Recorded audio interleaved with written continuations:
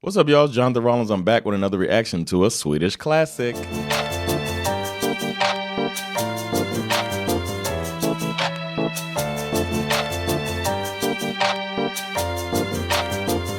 All right, before we get started, I got to remind you about my comedy club, The Laugh House. Go to thelaughhouse.se to see what we got going on there. We got English shows every week, Svenska Klassiker stand-up shows, some shows in Uppsala, everything there.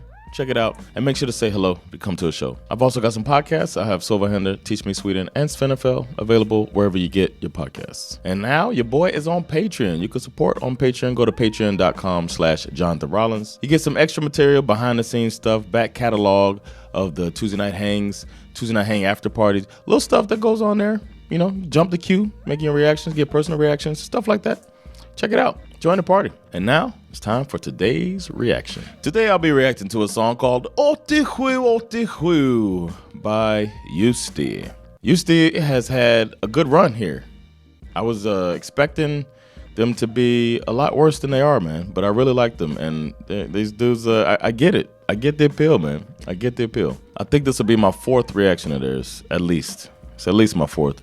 And I think everything I've heard so far has been good. So I don't expect anything different this time. A little bit about the song. Is released in 1993 on their album Plast. And it's one of their most experimental and playful albums, according to the internet. The song wasn't a chart-topping song, but it was a fan favorite. And according to those fans, it's clever lyricism and storytelling that added to the legacy of these Swedish hip-hop pioneers. As I've covered before, these guys were very active. Between 1991 and 97, they released 7 studio albums.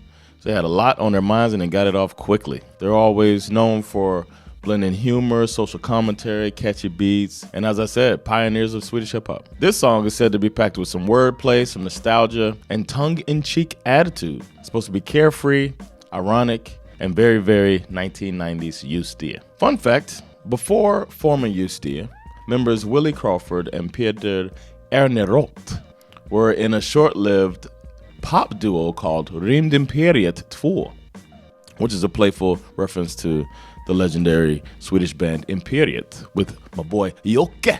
That is a very, very fun fact. As for this song, I've heard a bit of Otiqu. I think I kind of get the vibe. It's a 90s thing. It's supposed to be nostalgia. And the song's called Otiqu, Otiqu, so I'm guessing it's like a love song to the year. I'm gonna guess it goes something like Otiqu, Otiqu, jag saknar dig, älskar dig. Otiqu, Otiqu, Otiqu, var är du? Otiqu, Otiqu, älskar dig. I don't know, man. I cannot make stuff up quickly in Swedish, man. See, that's why I don't do comedy in Swedish.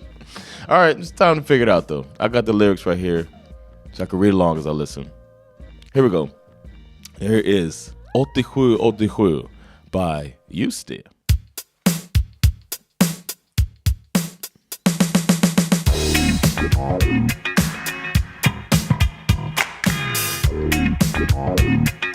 It's funky.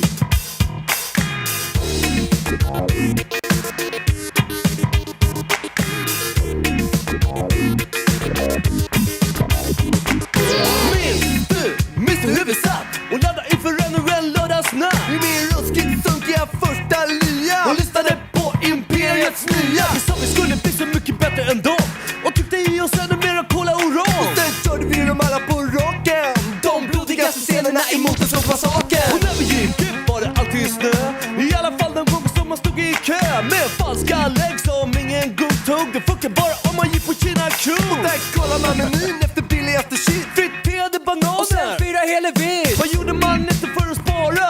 Så vi kutade därifrån utan att betala.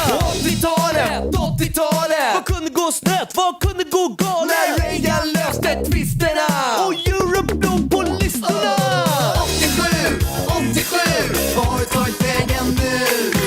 87, 87, var tagit vägen nu? 87, 87, var tagit vägen nu? 87, 87, var tagit vägen, var tagit vägen? I like the horns in the chorus. I like the way the beat came more alive. in the chorus. The lyric I was really basic, more basic than I expected. I had thought that their raps like "Vart tog din söta lilla flickan vägen." Wow, the lyrics were like it was really hitting. But this one's a little more. Maybe it's the pace of the song that I'm not feeling as much. But I like the witty lyricism in here. But it's just the rap is so basic. It is 1993, but the rap is more basic than I've been getting from them. So, but let's keep going. So far, so good though. Let's keep going. Oh, I like that. Vi gick på en klubb som låg på en plå med väggar i svart och baren i krom. Där träffade vi Tom och Jerka som radade upp de stora starka. Och efter ett tag så snurrade det bra. Du spydde på snubben i ratata. Jag hittade en brud, en svår tjej. Hon måste ha bränt 3 tuber hårspray. Och jag gick på en Samantha Fox och sa att jag var medlem i Ultravox. Men det sista jag minns det var att jag stod i röken och försökte en electric boogie. Bruden gick och hämtade sin långa rock. När de lever började sjunga med sin tejpade lock. Den puckar man som en lax i baksätet på en djungeltaxi. 80-talet, filmen G var idealet. Kungshamn fyllde som kicker. Och det kurrar i magen på snubben i sticker. 87, vad har du tagit vägen nu? 87, vad har du tagit vägen nu? 87, vad har du tagit vägen nu?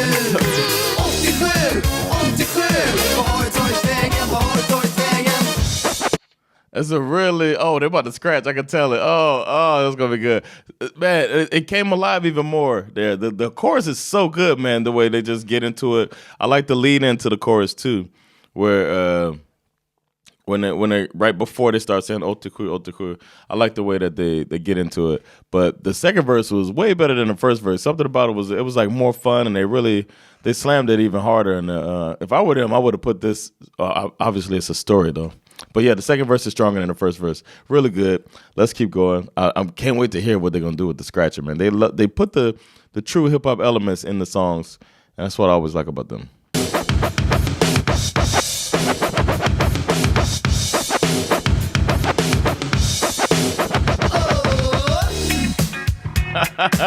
I can't leave that out.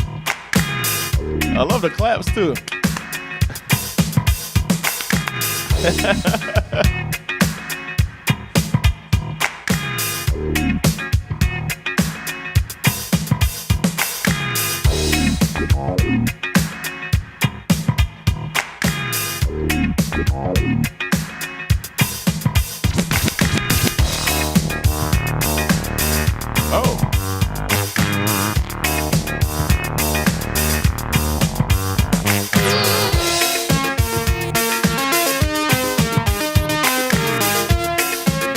They're letting it breathe for real.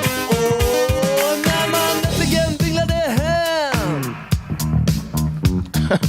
efter att ha vaknat vid Baseline.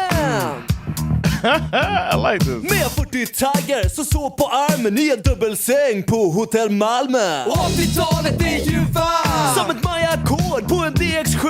Och allt var som en enda lång omgång Pac-Man Donkey Kong. 87, vad har du tagit vägen nu? 87, vad har du tagit vägen nu? 87, vad har du tagit vägen nu? 87, vad har du tagit vägen? Vad har du tagit vägen?